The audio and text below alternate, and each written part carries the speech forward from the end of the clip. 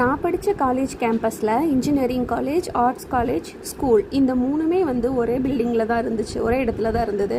மூணுக்குமே 3 தனித்தனியான கேன்டீன் இருக்குது. நான் அங்கே போயிட்டு ஃபஸ்ட் டைம் இது வரைக்கும் கட்லெட்டே சாப்பிட்டது கிடையாது. ஸோ கட்லெட் பார்க்குறக்கு ரெக்டாங்கிள் ஷேப்பில் அழகாக இருந்ததால் சரி க்ரன்ச்சியாக இருக்கும், நல்லாயிருக்கும் அப்படின்னு ட்ரை பண்ண ஃபஸ்ட் டைமு.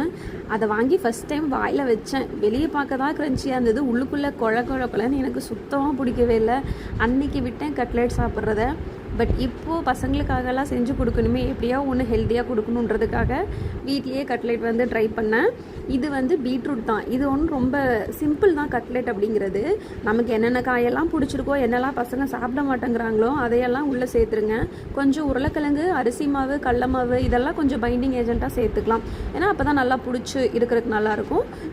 ஜீரகம் வந்து கொஞ்சம் ஆட் பண்ணிக்கலாம். அப்புறம் சோம்பு இதெல்லாம் கொஞ்சம் வாசத்துக்காக ஆட் பண்ணிவிட்டு, இல்லைனா கரம் மசாலாவை வந்து நீங்கள் டேரெக்டாக ஆட் பண்ணிக்கலாம். அவ்வளோதான், ஒன்றும் பெரிய விஷயம்லாம் இல்லை கட்லெட் பண்ணுறது. அந்த பைண்டிங் ஏஜென்ட்டாக ஏதாவது நம்ம போடும் பொழுது அந்த வெஜிடபிள்ஸ் எல்லாம் வந்து சேர்த்து பிடிச்சிக்குது. நான் பீட்ரூட்டு, உருளைக்கிழங்கு, அப்புறம் வெங்காயம் போட்டிருக்கேன்.